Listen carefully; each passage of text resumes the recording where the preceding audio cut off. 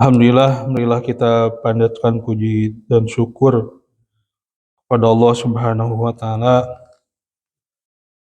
yang mana pada kesempatan kali ini Allah Subhanahu wa taala masih memberikan kepada kita kenikmatan iman dan Islam serta kenikmatan yang lainnya yang tidak terhingga bagi kita semua. Semoga Allah Subhanahu wa taala senantiasa memberikan atau menjaga kita semua ada di dalam jalan Allah Subhanahu wa taala, berada di dalam hidayahnya, berada di jalan Allah Subhanahu wa taala tidak kurang dan tidak lebih. Dan setiap amal ibadah kita diberikan pahala yang besar di sisi Allah Subhanahu wa taala. Bapak sekalian, pada subuh kali ini insyaallah akan kita sama-sama sharing tadabbur surat Al-Bayyinah ya. Dari kemarin Al-Bayyinah. Kalau kemarin sempat loncat ke Ad-Duha ya. Ad-Duha dan Alam Nasroh. Sekarang balik dulu ke belakang setelah surat Alam Nasroh ya, dari Alam Nasroh loncat kemarin kedua. Surat Al-Bayyinah kalau dilihat dari sisi penamaannya ada yang membacanya ataupun menamainya surat Al-Bayyinah, kemudian ada juga yang menyebutnya surat Lam Yakun gitu kan. Dan kalau Hamka itu apa? Ada lagi, lupa lagi namanya. Jadi itu ada beberapa penamaan yang jelas diambil dari isi surat ini ya. Kemudian surat ini juga dikategorikan menurut sebagian besar para ulama mufassir itu kategori madaniyah. Karena di sini sebagaimana di dalam surat ayat satunya itu kan bicara tentang ahlu kitab. Ahlu kitab, dan ahlu kitab itu ada ketika setelah hijrah ya di Madinah gitu. Sehingga menurut sebagian besar dari mufassir ini mengkategorikan atau menggolongkan surat Al-Bayyinah itu sebagai madaniyah. Walaupun ada yang menyebutnya Makkiyah juga mengkategorikan, tapi kebanyakan mengkategorikan ini adalah madaniyah. Karena di sini kan bicara tentang ahli kitab. Dalam suatu hadis dari riwayat Ahmad dikatakan bahwa ketika turun lam yakunil ladzina kafaru min ahli kitab sampai akhir ayat, qala Jibril berkata, ya Rasulullah, inna rabbaka ya'muruka an taqra'aha Ubayyan. Faqala Nabi SAW li Ubay, inna Jibrila amarani an aqra'aka hadhihi surah. Qala Ubay, waqad dakarta summa ya Rasulullah, qala na'am, qala fabaka Ubay.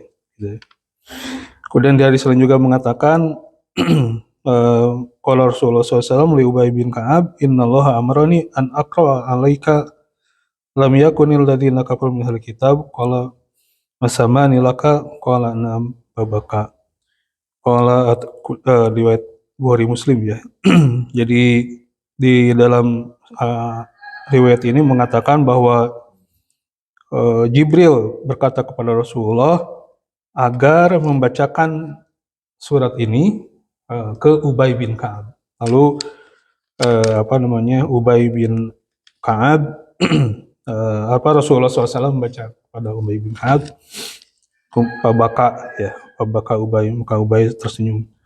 Kemudian di hadis lain dikatakan bahwa Ubay bin Ka'ab mengatakan bahwa Rasulullah SAW berkata kepadaku, innallaha amarani an aqra'a alaikal Qur'an, atau ukrika alaika Al-Quran. Sungguhnya Rasulullah memerintahkan kepadaku untuk membacakan kepadamu Al-Quran. Faqala lam yakunil ladzina kafaru min ahlil kitab. Qala, lalu Ubay bin Ka'ab mengatakan, faqara fiha walau anna ibnu Adam sa'ala wadiyan min malin fa'ataituhu. Sa'ala thaniyan walau sa'a. Kemudian dia berkata tentang ayat tersebut bahwasanya anak Adam itu apabila dia memohon satu wadi, ya, satu lembah, maka lalu diberikan kepadanya, maka dia akan minta yang kedua. Kemudian apabila diberikan yang kedua itu, maka dia akan minta yang ketiga. Wala yamlau jawab Adam illa turab. Dan tidaklah memuaskan Ibnu Adam itu kecuali tanah ketika dikubur. Wa yatubullahu ala man taba wa idza tadidin indallahi al-hanafiyah ghairu musyrikah wal yahudiyah. Dan tidaklah Allah memberikan taubat atau kepada seorang, ya, maka sesungguhnya agama ini di sisi Allah adalah agama Islam, bukan musyrik dan bukan Yahudi, bukan Nasrani. Barang siapa yaf'al khairan fala yakfur, maka barang siapa yang membuat kebaikan maka tidak akan dihapusnya. Ini riwayat Tirmidzi dari hadis Abu Dawud bahwa di hadis ini Ubay bin Ka'ab atau menjelaskan kepada kita semua bahwa ada di salah satu ayat itu kan nantinya itu menerangkan bahwa hanya agama Islam yang akan menyelamatkan kita nanti di akhirat. Dan sesungguhnya bahwa manusia itu akan senantiasa minta, ya, tentang duniawi itu akan terus-terusan gitu kan. Ketika dia minta wadi, ya, satu lembah, maka setelah dipenuhi itu pasti akan minta yang lain. Jadi tidak akan puas gitu. Ya, kecuali Allah Subhanahu wa taala memberikan tadi taubat dan bimbingan agama ini. Jadi hanya agama Islamlah yang akan diterima oleh Allah Subhanahu wa taala, bukan musyrik, bukan Yahudi dan sebagainya. Ini nanti kita akan dapatkan dalam surat Al-Baqarah. Kita bacakan bersama-sama atau kita bacakan A'udzubillahi minasyaitonirrajim. Bismillahirrahmanirrahim.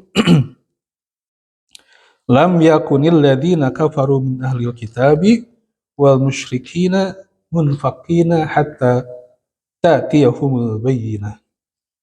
Rasulun minallahi yatlu suhufan mutahharah fiha kutubun qayyimah. Wa ma tafarraqal ladzina kafaru illa min ba'di ma ja'athumul bayyinah. Wa ma umiru illa liya'budullaha mukhlishina lahuddin hunafa'a wa yuqimus salata wa yu'tuz zakah wa dzalika dinul qayyimah. Nah, ini ada 5 ayat. Ayat pertama, lam yakunil ladzina kafaru. Jadi di sini ada berapa kalimat dalam bacanya itu. Jadi lam yakun, ada lam, kemudian yakun, kemudian alladzina. Lam yakunil ladzina. Jadi kadang-kadang kita suka kebawa oleh bacaan sehingga tidak terbayang kalimatnya gitu kan, wujud kalimatnya. Kan lam yakunil ladzina kafaru, sebenarnya itu ada bukan yakunil, ya, yakunil ladzina. Jadi lam yakun sebenarnya di asal dasarnya. Lam yakun alladzina kafaru. Jadi ada lam yakun, ada alladzina, ada kafaru. Dibaca lagi, diwasolkan dari lam yakunil ladzina. Nah, yakun itu dari kata kana Madinah itu fil Madinah itu kana, artinya keadaan. Kana yakunu. Nah, gitu. Jadi karena ada lam, ada huruf jar sehingga dijarkan. Jadi lam yakunil ladzina kafaru. Bahwa artinya itu lam yakun, tidak lam yakunil ladzina kafaru, bahwa keadaan orang-orang kafir itu lam yakunil ladzina kafaru tidaklah keadaan orang kafir itu min ahlil kitab, yang terdiri pada ahli kitab, wal musyrikin, orang-orang musyrik, munfakina, munfakina, munfakina itu muntihina, ya. Jadi muntihina hina yatabayyana lahumul haq. Jadi mereka tidak akan meninggalkan, ya, meninggalkan kekafiran mereka, ya, hatta ta'tiyahumul bayyinah, sampai datang kepada mereka al-bayyinah. Dilam yakunil ladzina kafaru, tidaklah orang-orang kafir yang dari ahli kitab dan musyrik itu munfakina, tidaklah mereka akan melepaskan kekafiran dan kemusyrikan mereka hatta ya'tiyahumul bayyinah, sampai datang kepada mereka al-bayyinah. Jadi ini adalah di mana kita ketahui bahwa ahlu kitab itu adalah penganut agama yang diturunkan dari Allah SWT, dan ada kitab yang diistilahkan ahli kitab. Nah, di sini ya, Ibnu Katsir dan penafsir yang lain menafsirkan bahwa yang dimaksud ahli kitab adalah Yahudi dan Nasrani yang ada saat itu. Ya, makanya ini salah satu kenapa ini disebutkan Madaniyah, karena ini langsung tentang Yahudi dan Nasrani yang ada di sekitar Rasulullah SAW, dan itu adalah di Madinah. Ya. Ada Yahudi di Madinah, kemudian ada Nasrani. Nah, Yahudi itu sebenarnya, Yahudi dan Nasrani itu adalah, ya, sebagaimana kita katakan, adalah penganut Yahudi, pengikut ataupun umat Nabi Musa, ya, Taurat gitu kan. Kemudian Nasrani adalah Nabi Isa dengan Injilnya. Di mana mereka itu, atau di dalam kitab-kitab itu sendiri yang sebenarnya disebutkan bahwa akan ada nabi terakhir gitu. Jadi bahwa di dalam kitab mereka itu akan dijelaskan sejelas-jelasnya bahwa nanti akan datang nabi terakhir. Bahkan Yahudi itu di Madinah mengatakan bahwa mereka akan menghabisi Aus dan Khazraj. Jadi mereka merasa bahwa nabi terakhir itu adalah dari bangsa mereka. Ya, dari bangsa mereka, dan mereka akan menjadi pengikut nabi terakhir itu dan akan berkuasa, sehingga Aus dan Khazraj akan disingkirkan dari Madinah. Itu mereka sesumbar lah gitu, sehingga mereka superior. Jadi orang Yahudi itu yang ada di masa itu sangat superior, dan mereka ada di balik Aus dan Khazraj juga. Jadi kalau kita baca di dalam surat Al-Baqarah awal-awal tentang orang munafik, ya, orang munafik itu kan yang disebut syayat, wa idza khalau ila syayatinihim, bila mereka kembali kepada setan-setan mereka, pemimpin mereka, orang munafik, ya. Yang maksudnya itu adalah Yahudi di baliknya, di antaranya itu. Jadi orang Yahudi itu di balik mereka memprovokasi Aus dan Khazraj untuk berperang, kemudian mereka juga menjadikan orang-orang Aus dan Khazraj itu terikat oleh mereka. Nah, mereka menguasai pasar sehingga superior. Lalu kenapa di situ ada Yahudi, ya, jadi maksud ada orang Yahudi di Madinah gitu? Kan ya mereka tuh kan secara ini ada di sana gitu kan, jauh gitu di daerah. Tapi kenapa Yahudi itu menyebar sampai ke Madinah? Ini salah satunya adalah kalau kita baca di sejarah itu, karena mereka itu tahu bahwa akan ada nabi terakhir. Kemudian di sini terangkan bahwa nabi terakhir itu datang dari tanah yang tandus, yang jarang sungainya, ya, yang pohonnya itu hanya tumbuh kurma gitu. Nah, sehingga mereka mencari tempat-tempat itu yang dijelaskan gitu kan lebih detail lagi, yang akhirnya mereka mendapatkan, oh ini daerah Mekah gitu, Madinah itu yang mirip-mirip yang jelaskan oleh di kitab sucinya gitu. Berharap Nabi itu memang akan lahir di mereka. Jadi mereka sudah apa ya? Non bahasa namanya. Jadi merasa bahwa itu dari mereka, berarti timurun namanya. Merasa di itu. Jadi sehingga mereka mencari tempat itu dan akhirnya mereka menetap di Madinah sekian udah menetap lama gitu kan di situ, menetap di daerah itu, berharap kalau antara Nabi Isa dengan Nabi Muhammad itu berapa tahun ya, itu sekitar ratusan tahun lah gitu ya, mereka berharap situ, mereka berharap Nabi terakhir itu dari bangsa mereka. Ya. Jadi mereka mencari tempat itu, akhirnya didapatilah Madinah di situ. Nah, jadi demikian juga Nasrani, sama di kitab mereka itu dijelaskan tentang akan datangnya Nabi terakhir. Sampai disebutkan di dalam ayat lain itu bahwa mereka itu ya'rifunahum kama ya'rifuna abna'ahum. Bahwa mereka itu mengetahui Nabi terakhir ini, ya, sebagaimana mereka mengetahui anak mereka. Saking jelasnya yang dijelaskan oleh Allah Subhanahu wa taala di dalam Taurat dan Injil itu.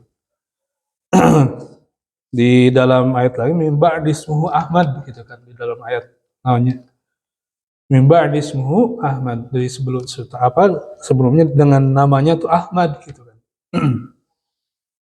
Jadi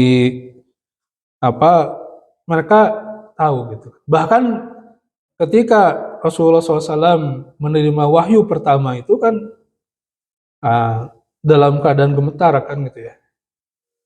Nah, untuk menguatkan hati Rasulullah SAW itu, Siti Khadijah membawa ke pendeta ya, pendeta Waraqah bin Naufal, yang mana dia adalah penganut Nasrani Tulen. Ya, karena Khadijah tahu bahwa Naufal ini adalah Waraqah bin Naufal itu adalah seorang Nasrani yang masih berpegang ke dalam kitab suci yang asli gitu. Masih ajarannya murni, sehingga Waraqah tahu betul, oh ini yang disampaikan oleh Namus ya, Jibril, pembawa wahyu yang datang saat itu. Sehingga sambil nangis Waraqah bin Naufal, alangkah inginnya aku kalau aku dalam keadaan muda ketika engkau mendakwahi ini. Alangkahnya aku kalau aku bisa membantu ketika kamu diusir dari wilayahmu gitu kan, oleh keluargamu. Gitu. Nah ini keadaan ahlu kitab yang disini adalah Yahudi Nasrani yang mereka ada di Madinah saat itu. Jadi pada dasarnya mereka tahu. Ya. Kemudian kita juga dapatkan bagaimana Raja Habasyah ya, yang waktu itu Ja'far bin Abi Thalib datang ke sana untuk menyampaikan pesan Rasulullah untuk tempat dijadikan tempat hijrah Habasyah itu. Nah, Raja Habasyah waktu itu menerima dan mengakui bahwa ini adalah sesuatu yang diajarkan oleh Nabi terakhir atau tanda-tanda Nabi terakhir dan sifat-sifatnya, ya gitu. Sehingga menerima waktu itu kepada Ja'far bin Abi Thalib, dan Raja Habasyah masuk Islam, walaupun tidak bertemu dengan Rasulullah SAW. Gitu. Itu jadi di sini bahwa keberadaan Nabi Muhammad SAW itu sudah dijelaskan di kitab mereka bahwa akan datang Nabi terakhir dengan ciri-ciri dari mulai fisik, kemudian tempat lahir, ajaran yang dibawa, kondisi ketika dakwah pertamanya, itu sudah dijelaskan semua. Ya, sehingga orang-orang yang beriman masih mengikuti agama sebenarnya itu akan mengikuti Nabi Muhammad SAW. Nah itu kondisi ahli kitab. Kemudian wal musyrikin, orang-orang musyrik. Nah orang musyrik itu adalah orang-orang yang menyembah berhala, ya, yang ada baik itu Arab maupun non Arab. Ya, azam. Nah mereka munfaqina, mereka tidak akan meninggalkan agama mereka, ya, hatta ta'tiyahumul bayyinah, sampai datang ya, hatta ta'tiyahum, sampai datang kepada mereka al-bayyinah, kejelasan, ya, penjelasan atau keterangan. Nah, yang dimaksud dengan bayyinah itu apa? Nah, itu dilanjutkan di dalam ayat selanjutnya. Rasulun minallah. Jadi al-bayyinah ini adalah rasulun minallahi. Dia adalah rasul dari Allah, yatslu suhufal mutahharah, yang membacakan kepada mereka suhufal mutahharah, lembaran-lembaran yang suci. Itu ayat-ayat Al-Qur'an. Lembaran yang suci apa? Suhufal mutahharah itu fiha kutubun qayyimah. Di dalam suhuf-suhuf itu ada kitab-kitab yang qayyimah, ya. Jadi kitab-kitab yang mustaqimah, ya. Kitab-kitab yang lurus, ya. Mustaqimah, kalau kata Ibnu Hajar itu laisa fiha khata', di mana di dalam kitab itu tidak ada kesalahan. Laisa fiha khata' li'annaha min indillahi azza wa jalla. Karena dia turun dari Allah azza wa jalla. Qatadah mengatakan yang dimaksud oleh Rasulullah minallahi yatsulu suhufal mutahharah adalah yadhkurul Qur'an bi ahsani dzikri wa yusna alaihi bi ahsani sana. Jadi Rasul itu membacakan Al-Qur'an atau dengan baik, serta menyanjung atasnya dengan bi ahsani sana, dengan sebaik-baik sanjungan. Jadi bahwa Al-Bayyin itu ada Rasul yang dia membacakan suhufal mutahharah, ya, suhuf lembaran-lembaran yang suci, di mana di dalamnya adalah kutubun qayyimah, kitab suci yang qayyimah, yang lurus, yang tidak ada salahnya.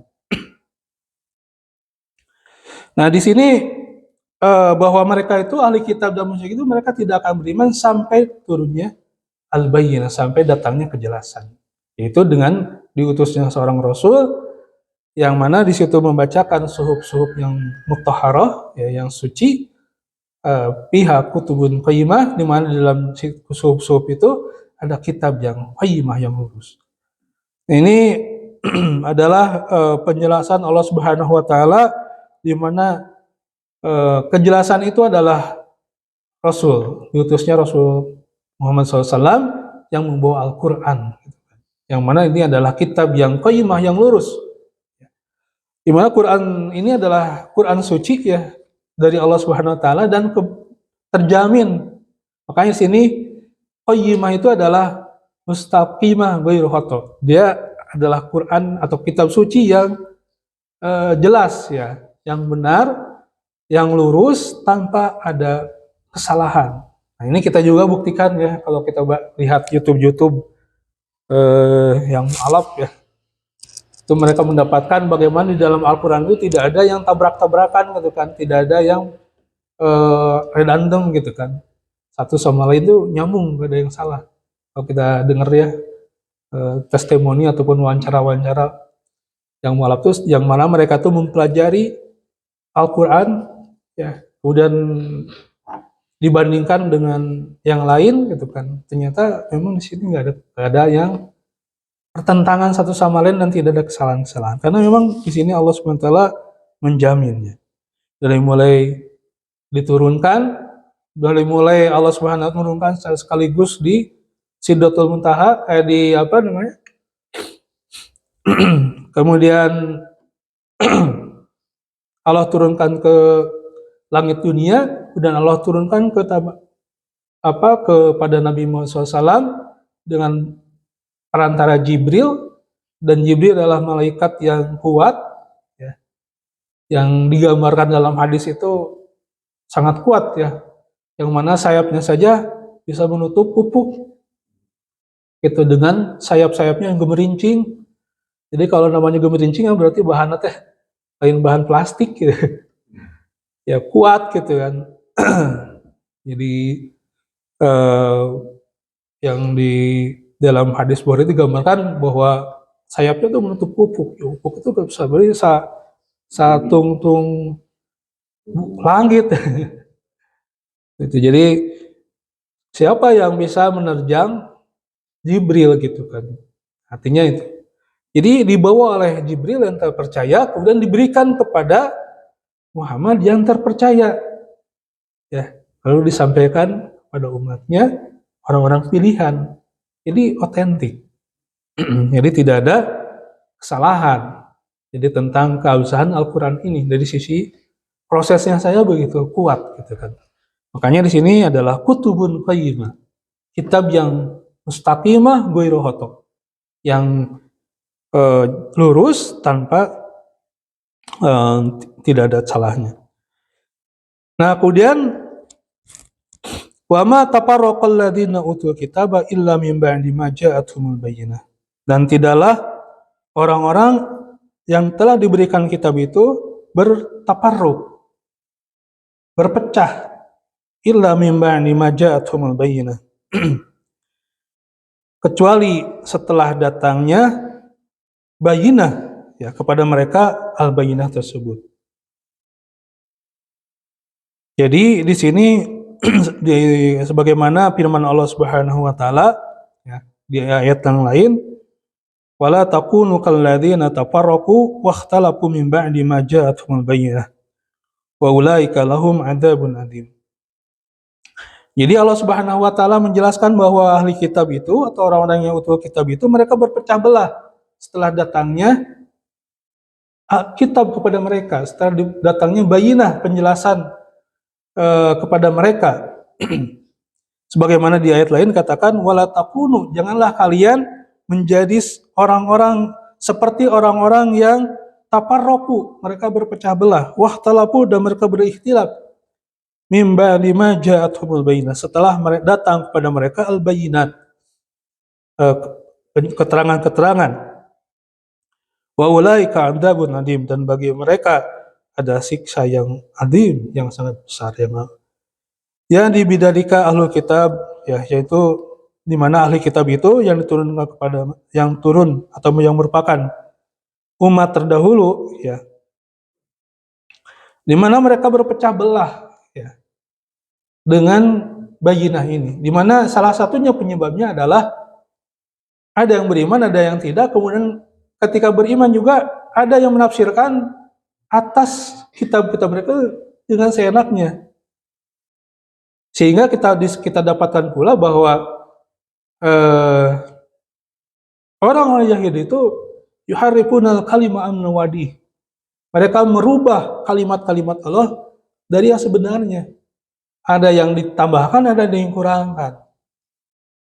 Nah, itulah mereka itu membuat tafsiran-tafsiran, membuat takwil-takwil dari kitab aslinya sehingga keluar dari sebenarnya, sehingga jadilah mereka tafarruq, berpecah belah. Jadi dan kaumnya itu, mereka itu menjadikan takwil-takwil itu menjadi pegangan mereka yang akhirnya jadi perpecahan belah itu. Jadi bukan yang sebenarnya. Jadi muncul takwil-takwil, ya, kemudian disebarkan ke umatnya, dan itu yang mereka ikuti, gitu.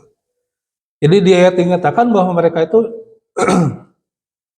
ittakhadu ahbaruhum wa ruhbanahum arbaban. Udah bilang. Jadi mereka menjadikan pendeta-pendeta, rahib-rahib mereka itu sebagai arbab, sebagai rob, sebagai Tuhan. Gitu. Dengan bagaimana? Itu mereka tuh tidak melihat kitab aslinya, tetapi mereka hanya melihat apa yang dikatakan oleh rahib-rahib dan pendeta-pendeta mereka. Sehingga terjadilah kesesatan-kesesatan. Makanya di dalam di dalam doa kita di dalam surat Al-Fatihah itu kan ihdinas siratal mustaqim siratal ladzina an'amta 'alaihim ghairil maghdubi 'alaihim waladdallin. Ada maghdub, ada dhalin. Al-maghdub, orang yang dibenci.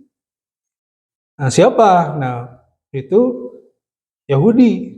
Kenapa dibenci? Karena mereka itu tadi yuharrifunal kalimat. Mereka bukan tidak paham kitab, bukan tidak paham kebenaran yang dibawa oleh Nabi Musa dan kitabnya Taurat. tapi mereka merubah isi Tauratnya. Jadi rahib-rahib mereka ataupun orang-orang jahat di antara mereka itu merubah isi kitab sucinya, itu kan. Walaupun memang mereka juga di kitab aslinya juga mereka yakini, tetapi mereka menyesatkan sehingga konon katanya ataupun kita dapatkan bahwa salah satu penyebab datangnya salah satu yang seperti keyakinan agama yang dianut saat ini, salah satunya adalah di mana yang dianut atau yang dibaca oleh mereka adalah kitab-kitab yang bukan aslinya tetapi dari yang ditulis oleh Yahudi itu. Sehingga yang terjadi adalah tafarruq. Dikatakan bahwa mereka tuh sampai berpecahnya itu sampai puluhan golongan gitu kan. Nah, Bapak Ibu sekalian, jadi inilah salah satu kondisi di mana mereka itu tafarruq, mereka itu berpecah belah setelah datangnya Alkitab. Wa ma tafarraqal ladzina utul kitab illa min ba'di ma ja'atuhumul bayyinah. Jadi mereka berpecah belah setelah datangnya bayyinah itu. Jadi yang harusnya di ayat tadi mereka mengatakan bahwa mereka tidak akan meninggalkan kitab mereka sampai datang al-bayyinah, tetapi sebenarnya mereka juga dulu datang. Jadi ini alasan-alasan atau kondisi-kondisi di mana mereka sebenarnya al-bayyinah itu datang pada mereka ketika datangnya para nabi dan rasul yang turun kepada mereka, tetapi mereka bahkan berpecah belah ya dari setelah diberikannya al-bayyinah. Pun demikian ketika Rasulullah SAW datang kepada mereka, mereka ada yang beriman, kemudian orang-orang yang tidak beriman, mereka tetap dengan keimanan teman mereka. Karena apa? Karena tadi ya, kebencian, kemudian rasa hasud yang tadinya itu merasa dari mereka, dari Yahudi. Nabi terakhir ternyata yang terjadi adalah dari bangsa Quraisy. Kalau lihat seumpama dari arus turunan, kalau Yahudi itu kan garis turunan Nabi Ibrahim dari Nabi Ishak ya, Nabi Ishak dan Nabi Yakub. Kalau Nabi Muhammad SAW itu dari garis keturunan Nabi Ismail. Itu. Ini juga salah satu yang menjadi penyebab mereka juga tidak beriman kepada Nabi Muhammad SAW. Bahkan mereka akan memusuhi ya.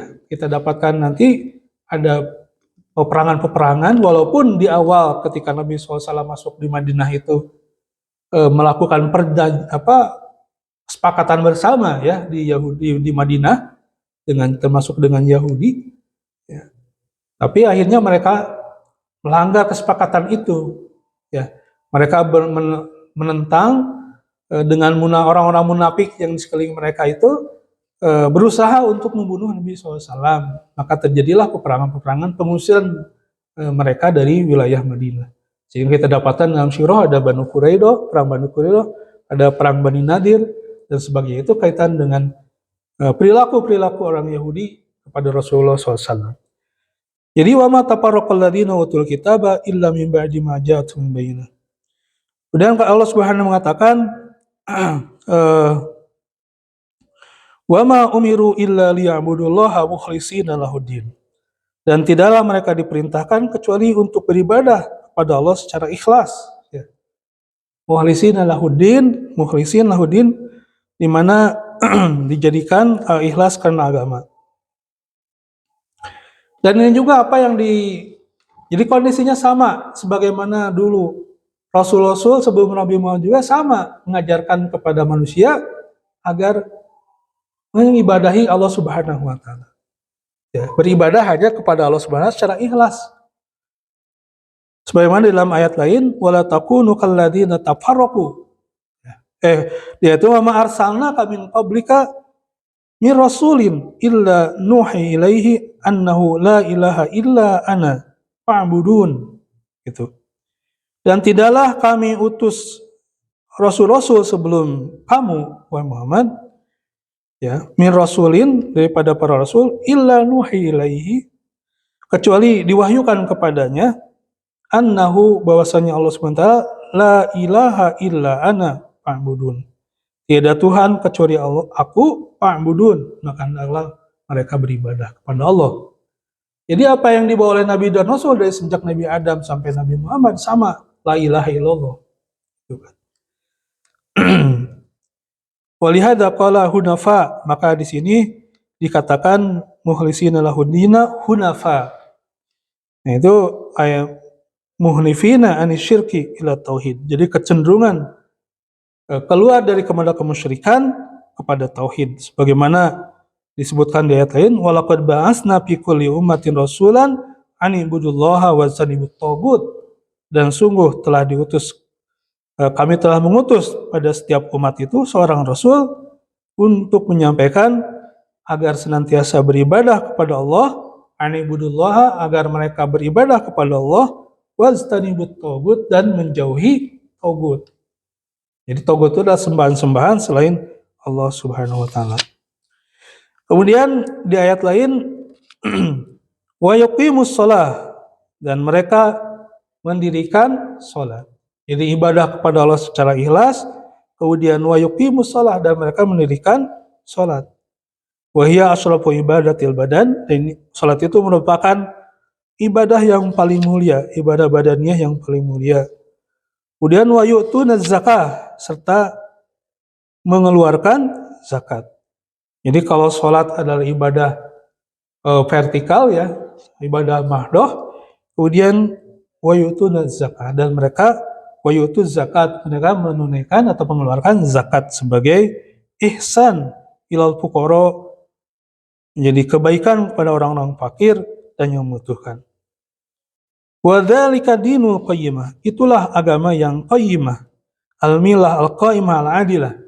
Jadi itulah agama yang lurus, yang adil ya, al-mustaqimah al-mu'tadilah. Jadi agama yang lurus dan adil. Jadi agama yang lurus dan proporsional, adil. Jadi mutawassithah ya. Tidak hanya melulu masalah uhrawi ibadah.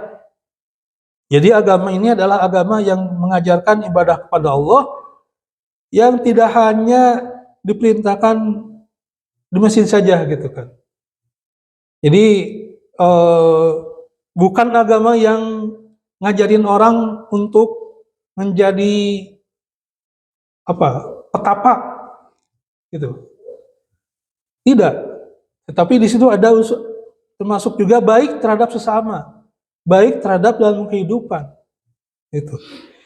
Jadi wayutuz zakah, dzalika dinul qayyim, itulah agama yang lurus. Di mana di situ maka di sini Imam Syafi'i menafsirkan ya.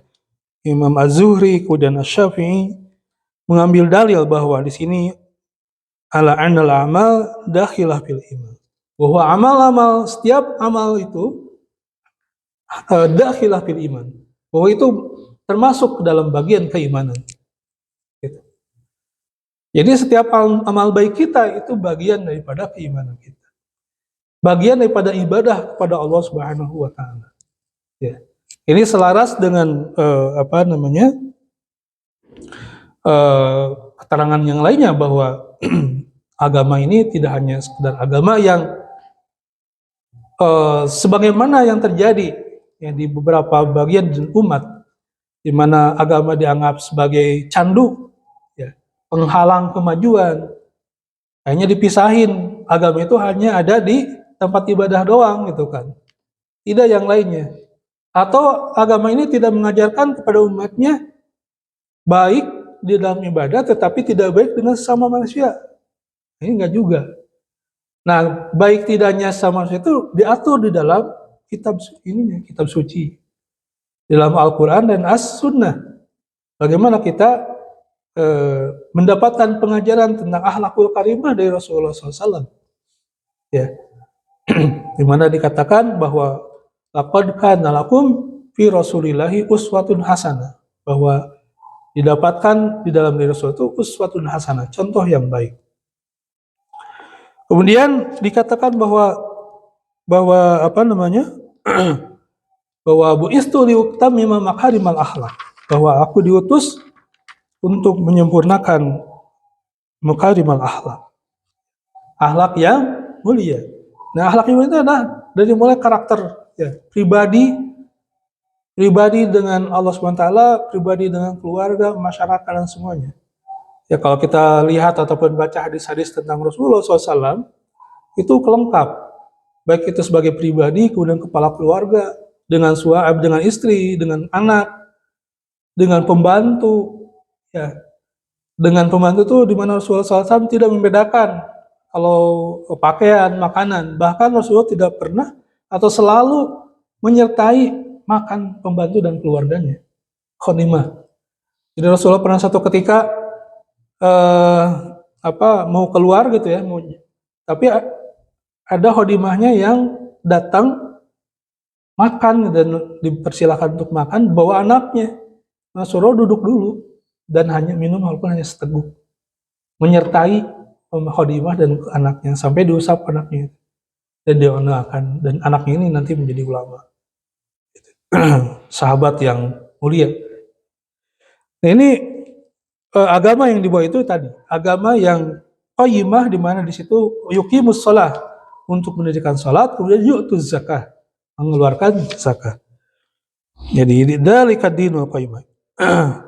Jadi itulah agama yang qayyimah, yang lurus. Jadi ini antara duniawi dan ukhrawi diseimbangkan, tidak dibedakan, tidak dipisahkan. Bahwa sini sebagaimana dikatakan oleh Az-Zuhri, As-Syafi'i dan lain sebagainya, bahwa setiap amal itu bagian daripada iman. Kita dapatkan bahwa dalam satu hadis, al-imanu bid'un wasittuna syu'bah. Ya. Jadi agama itu banyak cabangnya. Jadi keimanan itu banyak cabangnya. Maka kita dapatkan sampai imatatul adha anit thoriq, ya, melempar atau membersihkan jalan dari cucuk, ya, menyingkirkan cucuk dari jalan, itu bagian daripada iman. Gitu. Jadi kemudian haya, rasa malu, bagian daripada iman. Tabasum, senyum terhadap saudaranya, itu bagian daripada iman. Gitu. Jadi di sini ad-dinul qayyimah itu adalah agama yang lurus, agama yang tidak hanya sekedar kaitan dengan hal-hal ukhrawi, ibadah makhluk, tetapi dengan ibadah-ibadah sosial sama manusia dan akan makhluk secara umum. Itu tentang surat Al-Bayyinah. Mudah-mudahan bisa mengambil hikmah dari sini. Mungkin sedikit diinikan bahwa orang-orang ahli kitab dan musyrik itu mereka tidak akan meninggalkan agama mereka sampai datang Al-Bayyinah. Nah kemudian Al-Bayyinah itu adalah Rasul yang diutus oleh Allah SWT yang membacakan suhuf-suhuf yang suci, ya lembaran suci, dan di dalamnya adalah kitab yang lurus. Dan kitab lurus itu mengajarkan bahwa mereka diperintahkan untuk beribadah kepada Allah serta menjauhi tagut, serta ikhlas menjalankan agama, mendirikan sholat, mengeluarkan zakat. Itulah agama yang lurus. Satu lagi mungkin termasuk kalau Yahudi ataupun ahli kitab terpecah dengan beberapa golongan, maka dikatakan di hadis juga bahwa nanti termasuk umat ini juga, umat Muhammad, mereka taparok, akan ada pecah-pecah, ya, berpecah-pecah golongan sampai 70 golongan, ya, bahkan lebih kita dapatkan sekarang. Firqah, ya, golongan-golongan itu banyak sekali. Tapi kata Rasulullah SAW bahwa dari sekian banyak golongan-golongan itu hanya satu yang selamat. Hanya satu yang selamat.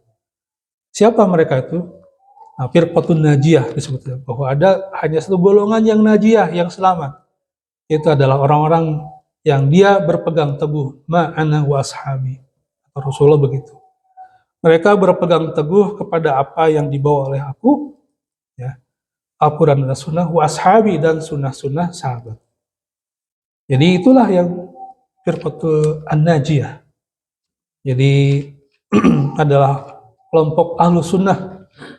Ahlu sunnah, ahli orang-orang yang berpegang teguh kepada Al-Quran dan Sunnah, itulah yang akan jadi firqatul najiyah. Nah, tentunya bicara firqah itu apa yang disebut dengan firqah? Yaitu apakah seumpama orang-orang yang satu akidah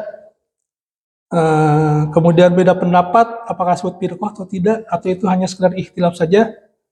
Itu panjang. Tapi yang jelas Rasulullah SAW menggarisbawahi ataupun menetapkan bahwa firqah an-najiyah, firqah yang akan selamat itu adalah firqah yang dia berpegang teguh pada Al-Quran. Makanya di sini marilah kita senantiasa mengazamkan diri,